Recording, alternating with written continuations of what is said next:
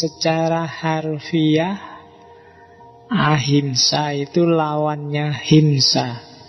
Kalau himsa itu keras, agresif, menyerang, suka menyakiti. Kalau ahimsa kebalikannya. Bahasa Sanskerta kan begitu ada A berarti tidak.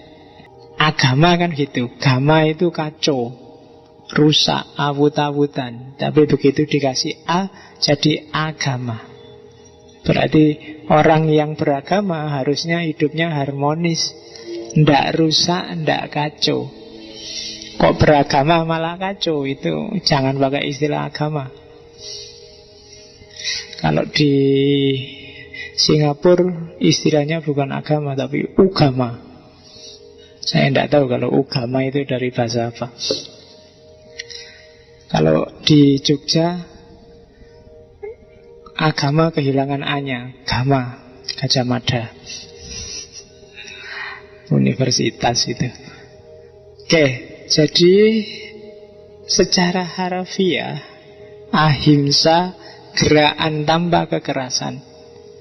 Ahimsa artinya tidak menyakiti, menolak keinginan untuk membunuh dan tidak membahayakan jiwa yang lain. Bukan menolak membunuh loh ya, bahkan menolak keinginan untuk menyakiti dan membunuh. Cuma keinginan saya kalau bisa jangan. Kamu kan sering kalau gegeran sama temanmu sudah gregetan, ih tak banting sisan gue enggak. Nah, itu kan sudah keinginan. Itu aja kalau bisa jangan. Masih keinginan itu sudah destruktif. Paling tidak di pikiranmu. Ya kan? Antara cuma kamu pikir banting dia dengan kamu banting beneran, itu levelnya sebenarnya nggak jauh. Kamu mikir banting dia itu kan sudah ada gambarnya di sini banting. Dengan kamu banting beneran kan kacak sidik, cuma dia nggak sakit. Ketika kamu banting beneran dia sakit. Untuk dirimu yang melakukan itu sebenarnya selisihnya cuma sangat sedikit. Yang satu bisa urusan polisi, yang satu enggak. Kamu memperkosa cuma membayangkan dengan memperkosa beneran. Itu satu dan dua ini dari aspek yang satu goib, yang satu real. Itu memang jauh. Yang satu bisa ditangkap polisi, yang satu enggak. Tapi bagi dirimu sendiri yang membayangkan atau yang melakukan, itu sebenarnya selisihnya sangat sedikit. Kamu membayangkan memperkosa itu gambarnya di sini kan sudah lengkap. Ya kan, wis gambare mulai dicopot bajunya sampai gambar sampai lengkap. Rusaknya sama, dampak destruktifnya bagi dirimu sama. Maka hati-hati dengan pikiranmu. Jadi keinginan aja untuk menyakiti, kalau bisa jangan. Tidak menyakiti hati, berarti harus menenggang yang lain, harus sensitif. Terus tidak membenci apapun yang terjadi. Tidak boleh benci, termasuk pada yang jahat-jahat. Karena benci itu bukan dia yang defisit, tapi kamu. Orang yang kamu benci itu loh tidak ngerti apa-apa. Aku benci setengah mati padamu, kamu kan gak terasa apa-apa. Jadi yang sakit di sininya, yang sumpek nggak bisa tidur, itu kan kamu yang benci. Yang dibenci nggak ngerti, kecuali kamu terus ngirim SMS ancaman apa mau cegat di tengah jalan, itu urusan lain. Tapi kebencian itu sendiri sudah merusak kamu yang punya rasa benci. Ngapain kamu habiskan energimu untuk dia yang ketawa-ketawa dan kamu sendirian sumpek? Kebencian. Terus tidak membuat marah, tidak nyari keuntungan sendiri dalam hubungan apapun dengan orang lain. Dan yang terakhir, tidak memperalat serta mengorbankan orang lain.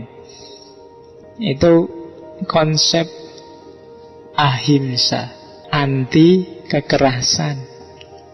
Katanya Gandhi, ahimsa itu seperti dua sisi mata uang dengan satyagraha. Tidak mungkin orang bisa satyagraha kalau tidak ahimsa. Tidak mungkin orang bisa hidup dan memperjuangkan kebenaran kalau dia sendiri suka kekerasan. Jadi dia kayak saudara kembar, katanya Gandhi. Terus, dari mana sih ahimsa itu? Ahimsa ya dari Hindu sebenarnya, dari Upanishad. Kalau di Upanishad, manusia itu cenderung punya karakter konflik dan keras. Namanya ada Satripu.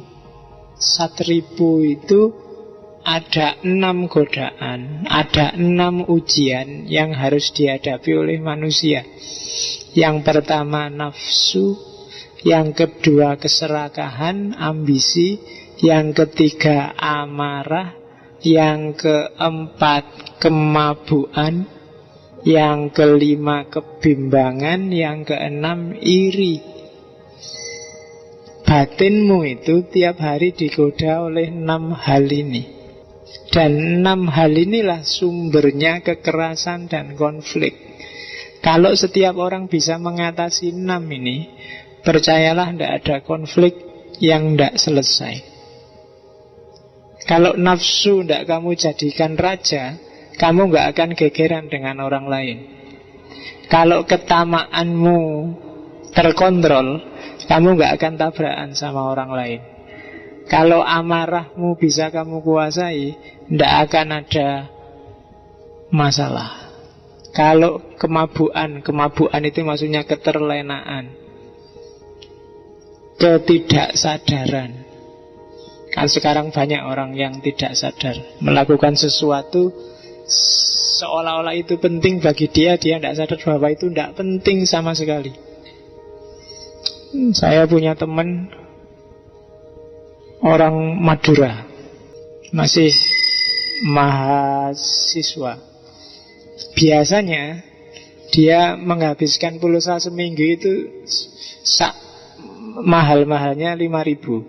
Sekarang dia habisnya bisa nyampe 30-40 ribu gara-gara Dangdut Academy. Itu karena masih ada kontestan Maduranya satu.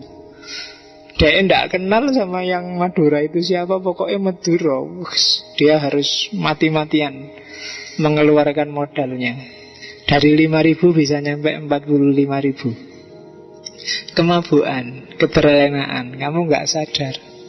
Kebimbangan, mikir itu bagus, terlalu banyak mikir, terlalu banyak pertimbangan untuk hal yang sudah jelas, yang lahir kebimbangan. Kayak kamu bangun malam, sholat malam itu bagus, tapi begitu bangun kamu mikir, enaknya sholat enggak ya? Kok adem ya? Kok turunnya mesti. Ya kan? Untuk hal yang sudah jelas benar dan bagus, nggak usah terlalu banyak pertimbangan. Yang jelas jelek juga nggak usah terlalu banyak mikir. Wah ini pengawasi pas enggak ngawasi, ini ada catatan. Tak buka enggak ya? Tak buka nanti habis. Yes, ketemulah kebimbangan. Biasa ya terus dibuka. Ya kan? Hati-hati, pikiran bisa menjebak. Untuk yang sudah sangat jelas, nggak usah dipikir lagi. Kebimbangan, dan itu musuhmu. Bisa melahirkan konflik, bisa melahirkan kekerasan. Dan yang terakhir iri. Iri ini sangat manusiawi. Tidak ada orang yang tidak iri. Mungkin pada temannya, mungkin pada saudaranya, mungkin pada artis-artis. Kalau lihat infotainment kan kamu sebelnya setengah mati. Mungkin bukan karena infotainmentnya, karena kamu iri, enak jadi artis. Ya kan? Kerja sebentar 10 juta. Isinya cuma gitu-gitu. Bikin acara nggak mutu. Kamu marah-marah acara nggak mutu. Coba kamu ditawani, mas mau ikut syuting, mesti mau, mesti gitu. Ya kan, meskipun bagian teriak lala-lala aja kamu mau. Berarti tadi kamu cuma iri itu, nggak benar-benar ngeritik acaranya. Kamu cuma iri kok, enak ya siaran itu. Dan ketika kamu diajakkan terus iya. Nah itu iri hati, masalah. Ini yang membutakan kita, yang bikin kita kadang-kadang terus memilih kekerasan, yang menggelapkan pikiran. Menggelapkan pikiran kalau dalam bahasa India buta kala. Kalau di Indonesia kan buta kala terus jadi raksasa. Basa Jawane buta. Jadi ada sisi buta, ada sisi raksasa dalam diri kita. Dan dia akan bangkit kalau 1000 ini, 6 godaan ini kita manjakan. Jangan salah, kamu punya potensi untuk merusak yang luar biasa. Kalau 6 hal ini tidak kamu kontrol. Itu prinsip dasar ahimsa yang diambil dari Upanishad. Ini nanti yang menginspirasi Gandhi.